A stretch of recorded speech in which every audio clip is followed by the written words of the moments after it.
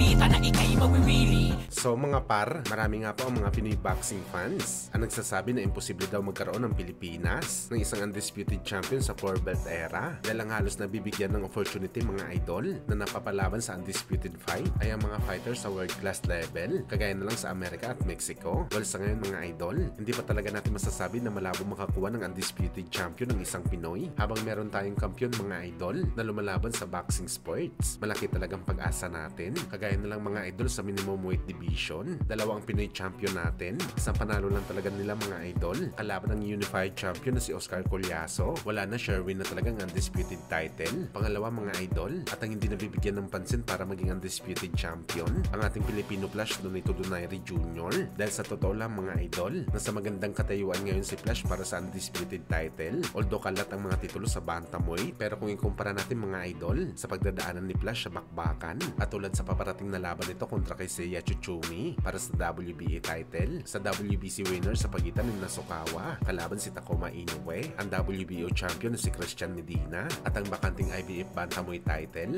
talaga masasabi natin mga idol na madali lang talaga sungkitin ito ni Flash kumpara sa nagdaan nito ng kompetisyon sa bantamweight na andyan si Naoya Inoue at Janrel Casimero na parehong malalakas. Tiwala tayo sa kakayahan ni Flash na kaya nito malagpasan lahat ng laban. Oras lang talagang problema nito mga idol dahil may edad na ito bilang isang boxer.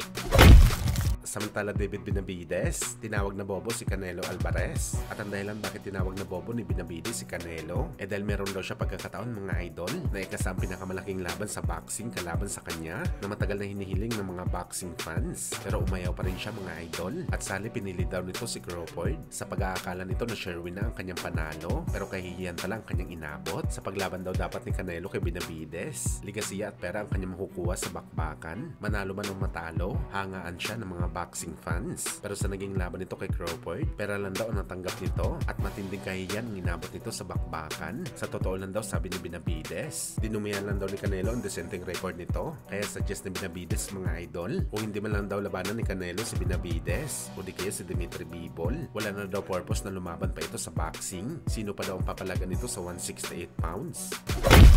Sa kabilang banda naman mga idol, ang ating pambansang kamao Manny Pacquiao, sinamahan ng kanyang anak na si Jimwell sa ensayo nito sa wildcard gym. Grabe tutok talaga si Pacman sa pag-ensayo kay Jimwell. Kita naman sa katawan ni Jimwell mga idol na batak talaga ito sa training. At isa pa sa mga napansin natin mga idol, ang muscle sa mga paa ni Pacboy. Grabe mga idol, para mga calves din ni Pacman ang lalaki. Ibig sabihin lang nito mga boss, nasa tamang kondisyon na talaga si Jimwell. Mahigit isang linggo bagong laban nito. Abangan natin to mga idol, kung kaya ba makipag-generate ni Pacboy ng halimon na lakas kagaya ni Pacman. Sabi ng mga eksperto mga boss, sa mga calves daw ni Boss Manny, nanggagaling ang lakas ng kamao ni Pacman sa bakbakan.